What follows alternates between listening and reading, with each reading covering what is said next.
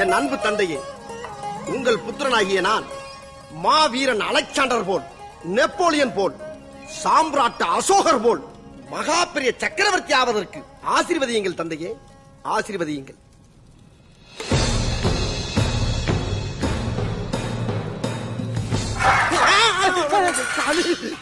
ஏ பூசாரி, பூஜாவையும் கும்பாவையும் கவட்டைக்கு அடியில் அமைப்பது ஓரமாக வை என்று உனக்கு 1000 முறை சொல்லி இருக்கிறேன். உன்னை யாரங்கே யாரங்கே யாரடா அங்கே?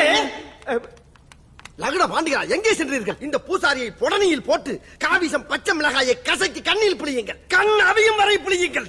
இழுத்து செல்லுங்கள். மன்னித்து விடுங்கள். போடா. எனக்கு கொடுத்த பரிசு எதிரிகளின் மகடங்கள், நான் தங்கள் பாதங்களுக்கு அளிக்கும் பரிசு. நான் அதை சொல்லவில்லையடா. நேற்று நீ சிம்மாசனத்தில் 1 மணி நேரம் அசந்து தூங்கி விட்டாயாமே, அதைத்தான் சொன்னேன். கண் இருக்கும் எல்லோரும் தூங்கத்தான் செய்வார்கள். ஏதோ அலுப்பில் கொஞ்சம் அசந்திருப்பேன். உலகையே கட்டி காக்கும் திருமால் கூட எதற்காக பாம்பு படுக்கை வைத்திருக்கின்றார்? இவ்வளவு ஏன் ராஜராஜ சோழன் கூட போர்க்களத்தில் குதிரையிலே தூங்குவாராம். நிறுத்தடா.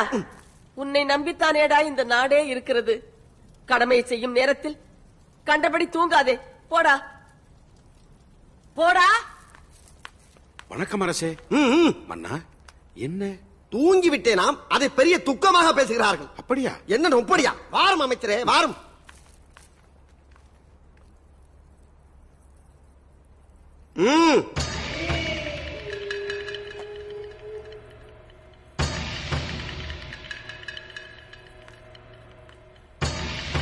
அமைச்சரே, உத்தரவு மன்னா. எல்லோரும் தயாராக இருக்கிறீர்களா? இருக்கிறோம் மன்னா.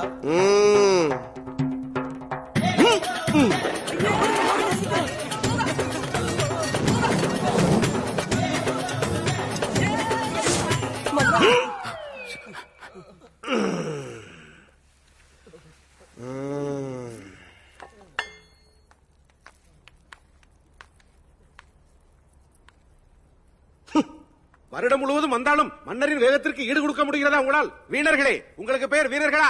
என்றைக்கு என் சினத்திற்கு சின்னாபண்ணமாக போகிறீர்கள் என்று தெரியவில்லை.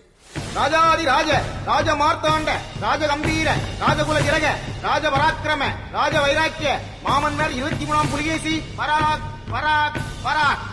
கவனித்தீரா? எதை மன்னா? இவன் பாடிய துதியை கவனித்தீரா? இல்லை மன்னா. நீர் எதைத்தான் சரியாக கவனித்தீர்? எங்கே துதியை இன்னும் ஒருமுறை பாடு. ராஜாதி ராஜ ராஜ மார்த்தாண்ட ராஜ கம்பீர ராஜ குல திலக ராஜ பராக்கிரம ராஜ வைராக்கிய மாமன். இப்பொழுதாவது கவனித்தீரா? ஒன்றும் விளங்கவில்லையே மன்னா. நீரெல்லாம் ஒரு அமைச்சர். ராஜகுலோ துங்குவை விட்டு விட்டாரையா? விட்டு விட்டானா? நெஞ்சு பொறுக்கவில்லை. இப்பொழுதே என்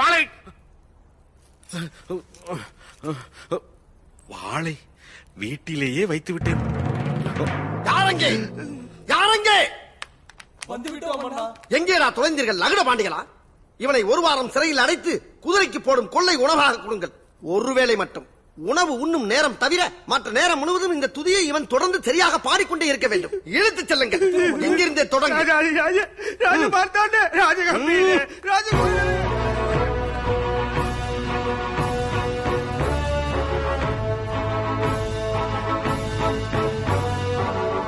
வணங்குகிறேன் ராஜகுருவே. வாழிய பல்லாண்டு. நீ வாரி வாரி வழங்கிய தண்டனைகளை பார்த்துக் கொண்டுதான் இருந்தேன்.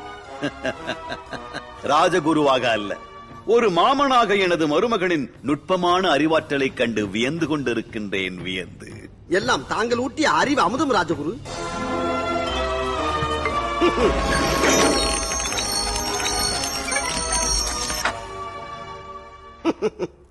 அமருங்கள் அமருங்கள். மன்னர் மன்னா, தங்களை காண்பதற்காக வெள்ளையர் தளபதி நிக்சன் துறை வந்துள்ளார். வரி வாங்குவதற்காகத்தான் மன்னா. மாதம் முதல் தேதி ஆகிவிட்டால் நச்சரிப்பு வேறு. கப்பம் வரி வட்டி கிஸ்தி வரட்டும், பார்த்துக் கொள்கிறேன். வேண்டாம் மன்னா, வேண்டாம்.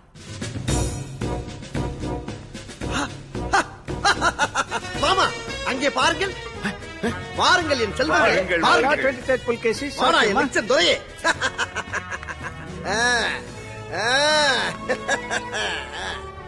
சென்னை பட்டணத்தில் சர் ஜான்ஷோர் எப்படி இருக்கிறார்? உங்ககிட்ட பேசணும் சொன்னார். என்னடா நிக்ஷா, நின்று கொண்டே பேசிக் கொண்டிருக்கிறாய்? வா உட்கார்ந்து பேசுவோம்.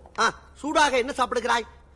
பருத்திப்பால் சாப்பிடுகிறாயா? ஓ ஷூர். வா, பருகுங்கள் பருகுங்கள். கவலைப்படாதீர்கள் துரை, எங்களுடைய ஆதரவு எப்போதும் உங்களுக்குத்தான். உங்களை போல எல்லாரும் குட் பீப்புள் இல்ல, சில பேர் எதுக்குறாங்க. அப்படியா? யார் என்று சொல்லுங்கள். வரி கட்டாத கயவர்களின் கதையை நாங்களே கந்தலாக்கி விடுகிறோம். யாரு? உங்க வீரபாண்டி கத்த பொம்மை தான். என்ன? வீரபாண்டிய கெட்ட பொம்மனா? என்ன புலி மூச்சு வாங்குது? ஐயோ மன்னா, ஆ? கட்டபொம்மன் திருநெல்வேலியில் இருக்கிறான். அவன் எல்லாம் இங்கு வரமாட்டான். அப்படியே வந்தால் என்ன? அவனை புறமுதுகு காட்டி ஓட வைப்பான் இந்த புலிகேசி. நீர் அமர மங்கினி. வேணாம் புலிகேசி, உங்க அம்புக்கு நன்றி. தேவையும் போது உங்ககிட்ட கேக்குறேன். இல்லை மருமகனே. மாமா, ம், நீங்கள் சொல்வதால் அமர்கின்றேன். கட்டப்பொம்மனாம் கட்டப்பொம்மன். இன்னொரு இம்பார்ட்டன்ட் மேட்டர். எங்க நாட்டுல இருந்து சில வியாபாரிங்க உற்சாக பானம் விற்க இங்க வராங்க. அவங்க உங்க ஊர்ல வியாபாரம் செய்ய அனுமதி வேணும். இதற்கெதற்கு வேண்டுகோள்? இது உங்கள் ஊர், பிறகு என்ன அனுமதி? அது என்ன சோமபானமா நாட்டு சரக்கா? அது சின்ன பசங்க பெரியவங்க எல்லாரும் குடிக்கிற உற்சாக பானம் தான். ஓ, உற்சாக பானம். எஸ். அப்புறம் நம்ம தங்கம் கிணறு தோன்ற வேலை நடக்குதா? அனுதினமும் அசத்தி கொண்டு இருக்கிற துரை. Very glad. எங்கள் எலிசபெத் ராணி கோலாலம்பூரிலும் நம்ம சோலாபுரத்திலும் தான் தங்க கிணறு தோண்ட சொன்னார். தங்கம் மட்டும் கட்சிச்சு ரொம்ப சந்தோஷப்படுவார். ஒரு முறை அந்த தங்க கிணறு போகுமா? நிச்சயமாக.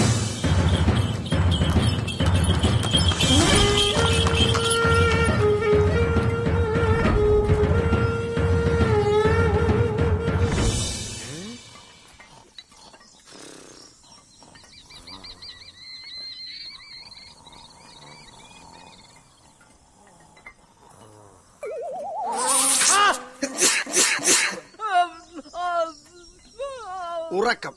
மன்னர் வருவது கூட தெரியாமல் பகலிலே உறக்கமா உனக்கு? துளைத்து விடுவேன். மறுமுறை நீ இதே போல் தூங்கினாய், மீசையை மூக்கு வழியாக விட்டு மூளையை குதறி விடுவேன். ஜாக்கிரதை. மன்னிப்பு கிராதகா. இதுதான் நமது தங்க கிணறு, பார்த்தாயா? 3 வருடமாக குத்தி புடைந்தெடுத்துக் கொண்டிருக்கிறார்கள். ஒர்க் ரொம்ப ஃபாஸ்டா நடக்குது. ஊர் மக்களின் நொங்கை பிதுக்கி அல்லவா வேலை வாங்கி கொண்டிருக்கின்றேன். விழுந்து விடாதேடா நிக்ஷா, உன்னை வைத்து நிறைய சாதிக்க வேண்டும். நீங்க தான் உண்மையான நண்பன். உனக்கு என்ன வேணாலும் செய்வோம். கேள். துரையவர்களே, நான் கேட்கிறேன், உங்கள் ஊரில் படித்த மேதைகளுக்கு வழங்கப்படும் சர் பட்டத்தை எங்கள் மாமன்னருக்கும் வழங்கினால் சர் மாமன்னர் 23ஆம் புலிகேசி என்று அழைக்க ஆவலோடு உள்ளோம். ஐ வில் ட்ரை மாங்கு. நன்றி. அதுக்குள்ள வேலை நல்லா நடக்கட்டும். நாங்க கிளம்புறோம். ஆமாடா நிக்ஷா, நானும் கிளம்புகிறேன். எனக்கு உடம்பு சூடாகி விட்டது. சற்று தனித்து விட்டு வருகிறேன். வேற எங்க போய் தணிக்க போறேன்? அந்த புறம். இந்த சித்ரா பௌர்ணமி மன்னருடன் ஜலக்கிரீடை வேறு. மாமன்னர் 23ஆம் புலிகேசி அந்தப்புறம் வருகிறார். பராக் பராக் பராக். வாருங்கள் போகலாம். இவள் கஜலட்சுமி. ஆஹா, கொடி இடை என்பார்களே, அது இதுதானா? ஏன் கண்ணு, உன் இடையில் என்ன கொடி படருவாய்? முல்லை கொடியா அல்லது மல்லி கொடியா? போங்கள் மன்னா, நீங்கள் ஒரு குறும்புக்கார காளை. சற்று பொறு, ஆபரணங்களை கலைத்து விட்டு வருகிறேன். யாரங்கே?